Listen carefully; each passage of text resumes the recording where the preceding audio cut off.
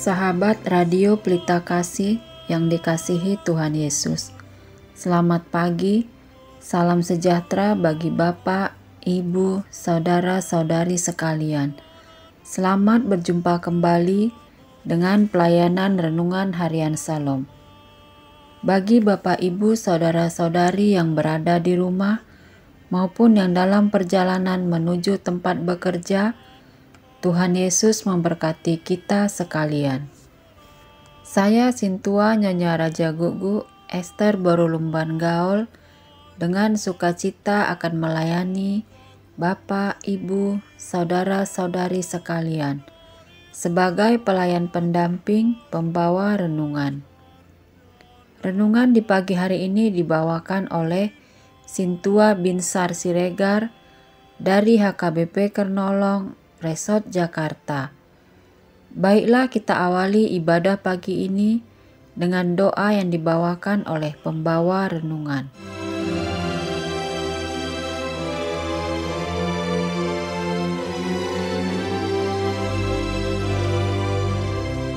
Marilah kita bersatu di dalam doa. Terima kasih Tuhan atas pagi yang indah yang Kau berikan pada renungan embun pagi hari ini. Kiranya Tuhan memberkati persekutuan kami pagi ini, agar menjadi sukacita bagi para pendengar dimanapun mereka berada, sehingga mereka dapat menikmati hari yang baru ini dengan sukacita. Sebelum kami mendengar firman-Mu, sucikan hati dan pikiran kami, agar layak bersekutu dengan-Mu. Hamba-Mu yang menyampaikan firman, urapi dengan Roh-Mu yang kudus, agar layak melayani-Mu. Di dalam nama Tuhan Yesus kami berdoa. Amin.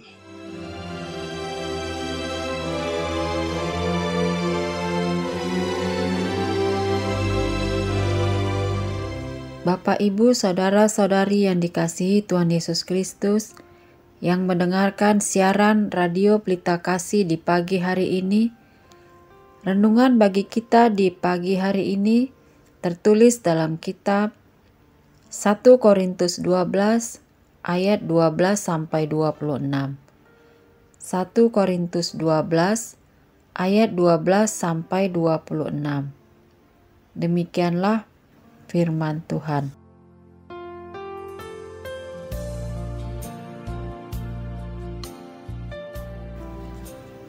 Karena sama seperti tubuh itu satu dan anggota-anggotanya banyak, dan segala anggota itu sekalipun banyak merupakan satu tubuh, demikian pula Kristus. Sebab dalam satu roh kita semua, baik orang Yahudi maupun orang Yunani, baik budak maupun orang merdeka, telah dibaptis menjadi satu tubuh, dan kita semua diberi minum oleh satu roh.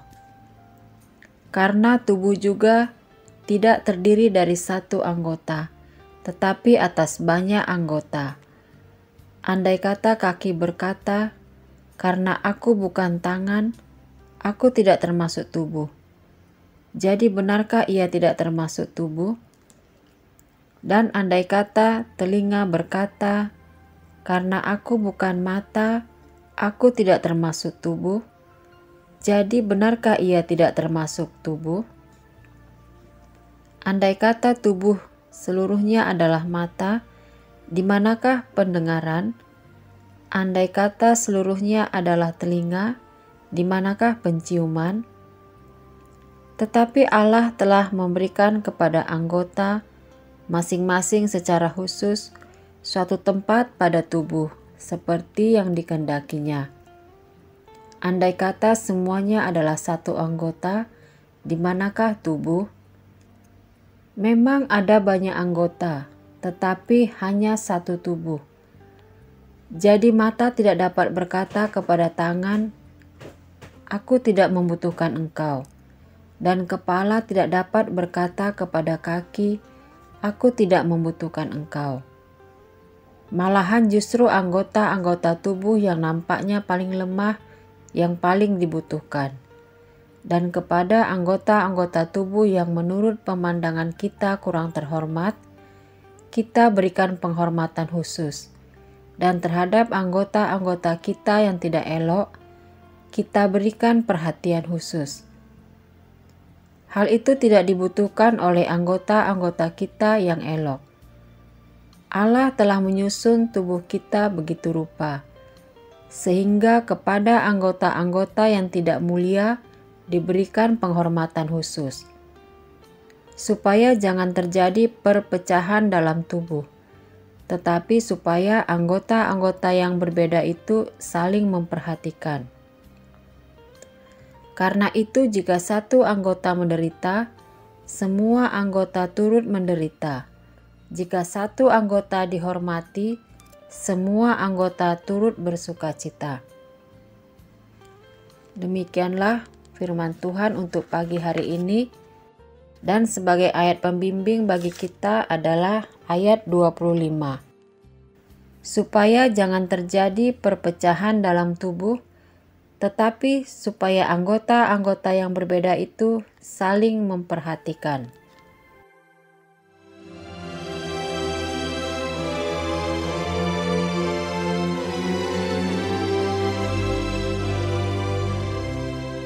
Sahabat pendengar yang dikasihi Tuhan, salah satu tantangan masyarakat kita dalam menyongsong tahun politik masa kini adalah semakin kuatnya wacana pertentangan yang dipicu oleh media sosial yang ditonton oleh orang banyak.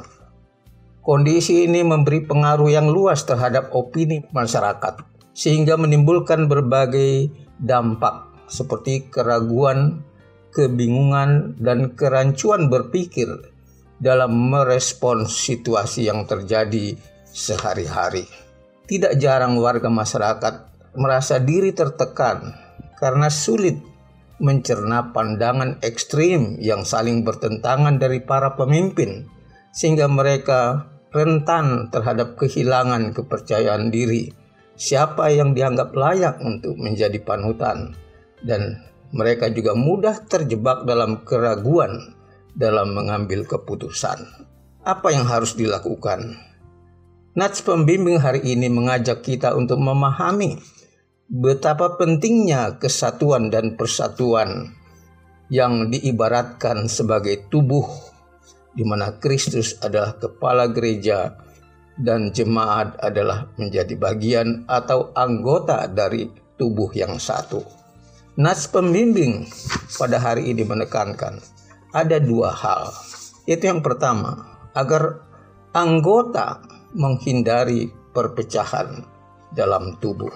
Dan yang kedua, agar anggota yang berbeda-beda itu dapat saling memperhatikan. Marilah kita membahasnya satu persatu. Yang pertama, agar anggota menghindari perpecahan.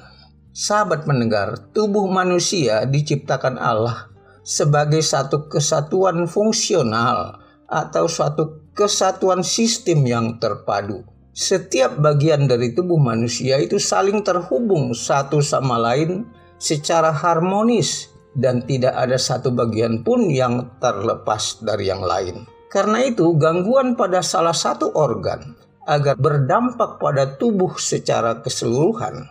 Ketika jempol kaki kita terjepit, maka rasa sakit yang ditimbulkan akan menimbulkan dampak pada tubuh secara keseluruhan. Tubuh manusia adalah contoh paling sempurna dalam memahami makna yang disebut kesatuan organik fungsional. Kesatuan akan terganggu ketika ada organ tertentu yang tidak berfungsi akibat sakit atau rusak, di mana ketidakberfungsian pada organ itu akan berdampak pada fungsi tubuh secara keseluruhan. Sahabat pendengar, prinsip ini juga dapat diterapkan dalam memahami masyarakat sebagai satu kesatuan organik fungsional. Ketika kelompok warga masyarakat mengalami gangguan relasi sosial akibat terjadinya perbedaan dan pertentangan paham yang tajam dan berpengaruh terhadap keutuhan masyarakat. Terlebih lagi dengan kesatuan jemaat, ketika hubungan antar jemaat yang tadinya akrab ketika diganggu oleh perbedaan paham yang timbul oleh perbedaan sudut pandang politik, agama, ras, suku, dan sebagainya, maka mudah sekali mengakibatkan terjadinya konflik dan perpecahan. Apalagi bila perbedaan itu diprovokasi dan diperkeruh oleh orang-orang yang ingin mencari keuntungan dari perpecahan, maka masalah besar akan timbul. Karena itulah nasihat Rasul Paulus pada hari ini agar kita menghindari perpecahan. Karena itu penting untuk kita renungkan dengan sungguh-sungguh. Bagaimana caranya? Bagian yang kedua, agar anggota yang berbeda-beda saling memperhatikan. Sahabat pendengar, mengapa saling memperhatikan itu penting dalam menghindari perpecahan? Mari kita simak dalam 1 Korintus 12 ayat 4-7 yang mengatakan bahwa ada rupa-rupa karunia tetapi satu roh. Ada rupa-rupa pelayanan tetapi satu Tuhan. Ada berbagai perbuatan ajaib tetapi Allah adalah satu yang mengerjakan semua dalam semua orang. Apa makna pernyataan ini? Bahwa perbedaan adalah kenyataan hakiki dalam kehidupan. Karena itu harus diterima apa adanya dan dapat dikembangkan sesuai dengan talenta yang kita miliki. Dengan catatan bahwa kita harus mengarahkannya pada satu tujuan, yaitu satu roh, satu Tuhan, di mana Allah yang satu itu mengerjakan semua di dalam semua orang. Bagaimana cara Alkitab mengerjakan semua di dalam semua orang? Allah adalah kasih. Kasih Allah menghendaki agar semua orang yang berbeda-beda dapat saling memperhatikan dan saling mengasihi.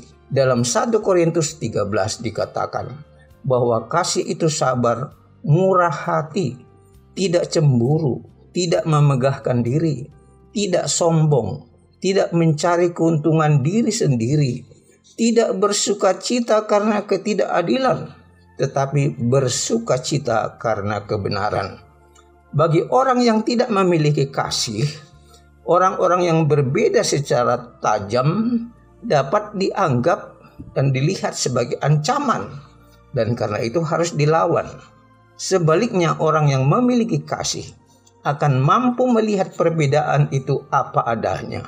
Bahkan lebih jauh lagi, mampu memahami orang lain secara objektif.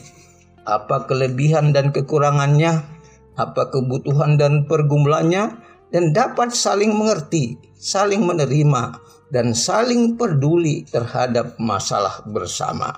Dengan kondisi seperti inilah, maka orang yang memiliki kasih akan mampu membuat dirinya untuk saling memperhatikan di dalam kasih. Sehingga secara bertahap dengan tuntunan Roh Allah, maka mereka akan dapat merubah persepsi negatif terhadap perbedaan yang semula memandangnya sebagai kendala dan masalah yang mengancam. Dengan kasih Allah dapat diubahkan menjadi kekayaan dan kekuatan. Bagi orang yang saling mengasihi, adanya perbedaan justru dapat menjadi modal kerjasama yang ampuh dalam menghasilkan karya-karya besar, di mana perbedaan akan memberi kesempatan untuk saling melengkapi, saling mengisi, dan saling mendukung, sehingga menghasilkan sinergitas yang luar biasa. Bukankah hal itu sesuatu yang indah? Tuhan Yesus memberkati. Amin. Kita berdoa. Tuhan yang maha baik, terima kasih atas firman-Mu yang telah mengingatkan kami akan pentingnya kesatuan dalam menghindari perpecahan, agar kami kuat menghadapi tantangan kehidupan masa kini. Kami merasakan betapa kuatnya arus pertentangan yang dipicu oleh konflik kepentingan yang terjadi di tengah masyarakat kami. Tuntun dan kuatkan kami ya Tuhan, agar kami tidak terjerumus dalam keraguan, kebingungan, dan ketidakpastian, tetapi agar kami tetap berpegang teguh pada firman-Mu untuk saling memperhatikan, sehingga mampu memanfaatkan perbedaan sebagai kekayaan dan kekuatan yang telah Tuhan berikan untuk memberkati hidup kami. Terpujilah Engkau ya Tuhan selama-lamanya. Amin.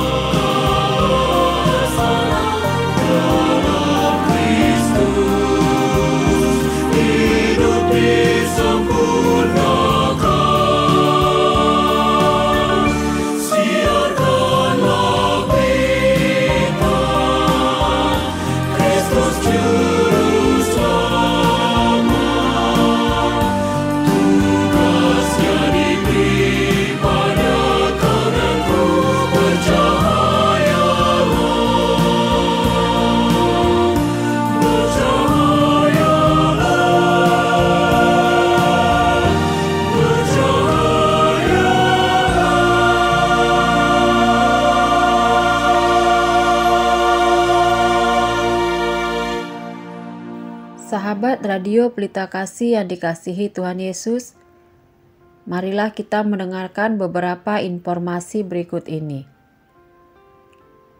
Bila Anda ingin merespon renungan pada pagi hari ini, dapat menghubungi Bapak Sintua Binsar Siregar dengan nomor telepon 0815 84 65 7186.